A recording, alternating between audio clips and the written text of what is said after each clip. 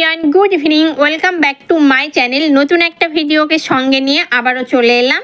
আশা করছি সকলে সুস্থ আছো, ভালো আছো। আমরাও বেশ ভালো আছি। তবে হ্যাঁ, এখন সন্ধে ঠিক নয়, এখন অনেকটাই রাত্রি, প্রায় 12টা কি 1টা মতো বাজে।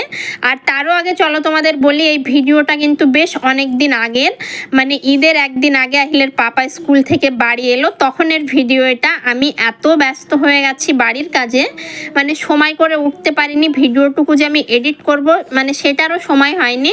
বাড়িতে তোমার 3-4 রকমের মিস্ত্রি একসঙ্গে কাজ করছে। আহিলের পাপা তো ঈদের 2-1 দিন ছিল, তারপরে ও চলে গেছে। সমস্তটা আমাকে একা দেখতে হচ্ছে, একা সামলাতে হচ্ছে, পুরো হিমশিম খেয়ে যাচ্ছি, যে কারণে ভিডিও এডিটের আমি সময় পাইনি। তো আজকে ফাইনালি একটুখানি সময় বের করেছি এডিটের জন্য। আর আহিলের পাপা এই যে আহিলের জন্য নিয়ে এসেছিল কিছু বই, যেটা আমি নিয়ে আসতে বলেছিলাম, কেননা আহিল হাতের লেখা লেখে, তো বইয়ের খুব সংকট বলতে পারো। এনে দেয় প্রত্যেকবারই, বাট ওই যে ছিঁড়ে ফেলে, হারিয়ে ফেলে, এই করে আর লেখার সময় বই খুঁজে পায় না। তো ওর জন্য ইংলিশ আর বাংলা হাতের লেখার জন্য বই নিয়ে এসেছে। আর তার সঙ্গে এই যে বিস্কিট, এই বিস্কিটটা আহিলের খুব পছন্দের। তবে আমি আগে ভালোবাসতাম না, আমার একদমই ভালো লাগতো না। এখন খেতে খেতে না আমারও কেমন যেন ভালো লেগে গেছে। আর তার সঙ্গে এই বিস্কিটটা তোমার জিরে বিস্কিট, জানি না খেয়েছো কিনা, এটা না দারুণ হয় খেতে, মানে খালি মুখেই মনে হয় এক পাতা খেয়ে নিই বসে বসে এরম। তো এইটা হচ্ছে পরের দিন, মানে যেদিন ওর পাপা রাত্রে এলো তার পরের দিন ছিল তোমার ঈদের আগের দিন। আর সেদিন কিন্তু ছিল ফাদার্স ডে। তো এখানে আমি আহিলকে বলছিলাম, আহিল তুমি একটা ছবি আঁকো। তো আহিল তো ছবি আঁকতে পারে না, স্বাভাবিক, ও ছবি আঁকা এখনও শেখে না, তো সেই কারণে আঁকতেও পারছিল না। অনেকবার চেষ্টা করলো, তারপরে আমি একটুখানি হাত লাগিয়েছি। তবে আমি যে আহামরি কিছু ছবি আঁকতে পারি এমনটা একদমই নয়, আমিও ছবি টবি কিচ্ছু আঁকতে পারি না। তবে অনেক চেষ্টার পরে এই ছবি দুটোকে একটুখানি মানে ছবির মতো হয়েছে দেখতে। তো আমি এইদিকে লিখে দিয়েছি, দেখো, হ্যাপি ফাদার্স ডে আর আই লাভ ইউ। তো এটাই আহিল আমার লেখাটা দেখে দেখে সুন্দর করে কার্ডটার মধ্যে লিখে দিয়েছে। আর এটা বিশ্বাস করবে না, যখন আহিলের পাপাকে দিয়েছিলাম সঙ্গে দেখো দুটো চকলেটও রয়েছে। তো আহিলের পাপা এত খুশি হয়েছে, আমি সেই টাইমটা যদি ক্যামেরাটা অন করতাম বেশি ভালো হতো, আমি করতে পারিনি। যাই হোক, তবে এই ছোটোখাটো জিনিসেও যে এত খুশি হওয়া যায় সেটা এখন ভালো করে বুঝতে পারি। তো আমি এখন একটু রেডি সেডি হয়ে বেরোবো। কোথায় বেরোবো সেটাই ভাবছো। তো ফাইনালি আমি রেডি হয়ে গেছি। আর আমার এই ড্রেসটা তোমরা চিনতে পারছো কি কমেন্টে তাড়াতাড়ি জানিয়ে ফেলো।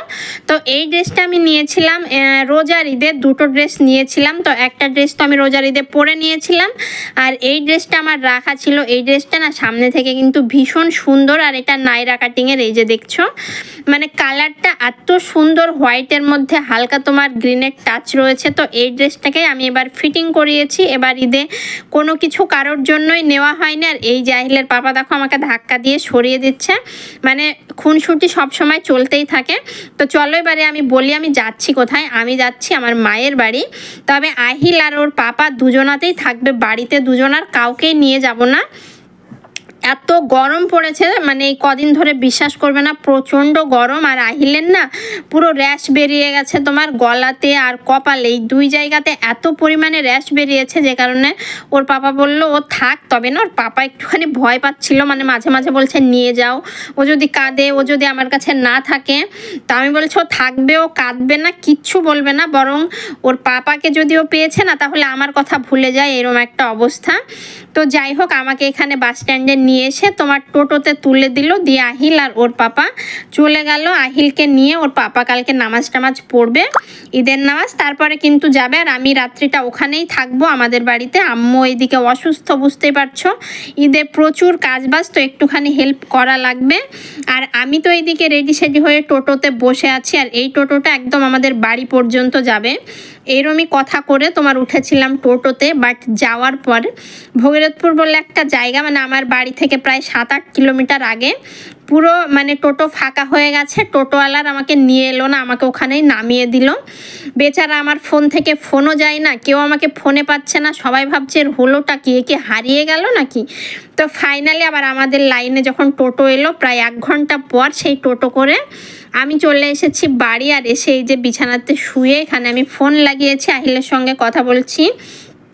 ওর পাপার সঙ্গে কথা বলছি। আহিল এই প্রথম কিন্তু আমাকে ছাড়া একটা রাত ওর পাপার সঙ্গে বা কারোর সঙ্গে যাই হোক থেকেছে, ও কিন্তু কখনো থাকে না।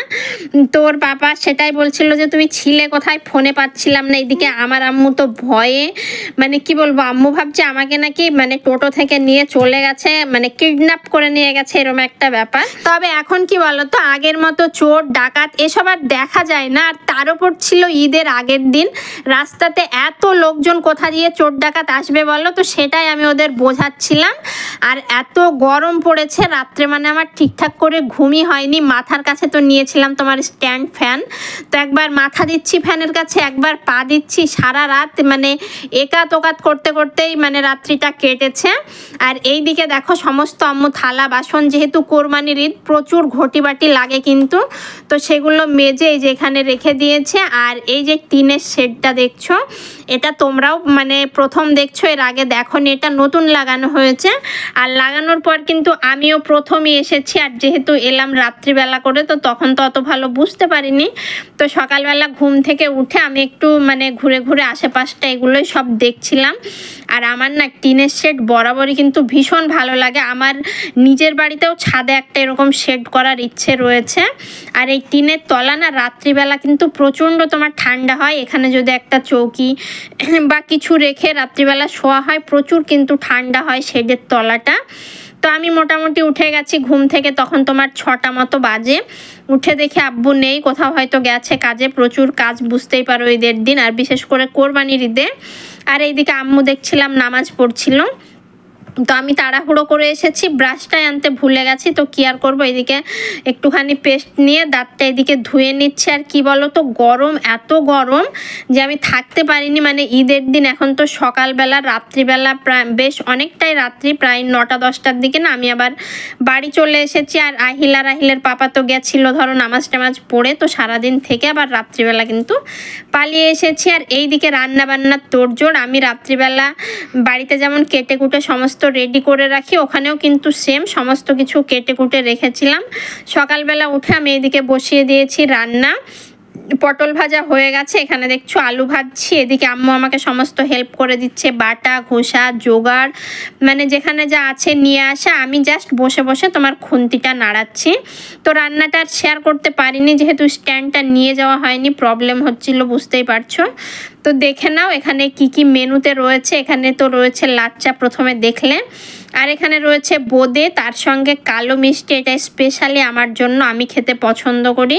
তার সঙ্গে রয়েছে সাদা রসগোল্লা, আর পাশে রয়েছে ওটা তোমার কমলা ভোগ, আর এখানে দই। আর এখানে দইটা অর্ধেক দেখছো আমাদের খাওয়া দাওয়া হয়ে গেছে। খাবার পর মনে পড়েছে, আরে যা খাবারগুলো তো শেয়ারই করা হয়নি, তো তারপর বসলাম শেয়ার করতে। আর এখনও ফ্রিজে 2টো কাতারি এনে রাখা রয়েছে। আর দইটা না মানে ভীষণ ভালো খেতে, আমাদের ওইদিকে তোমার ঘোষ বাড়িতে দই বসায়, তো সেখান থেকেই দই নিয়ে আসা হয়েছে। আর এখানে একটা ছোলার ডালের তরকারি করা হয়েছিল আলু দিয়ে ডিম দিয়ে, স্পেশালি এটা লুচির সঙ্গে খাওয়ার জন্য। আর এইদিকে আমার আম্মু খাচ্ছিল ভাত, সেটাও করলা সেদ্ধ দিয়ে, তো সেটাই দেখাচ্ছে যে আমি কি দিয়ে খাচ্ছি সেটা দেখা। তো ভাবছো এখন যে কি ব্যাপার, করলা সেদ্ধ কেন? এত তরকারি থাকতেও আসলে যাই খাই অ্যাসিডিটি হয়ে যায়, জানোই তো, শরীর ভালো না, শরীর ঠিক না। তো এত কিছু খাবার, মাংস কত খাবার, আর বেচারা ওখানে করলা সিদ্ধ দিয়ে খাচ্ছিল।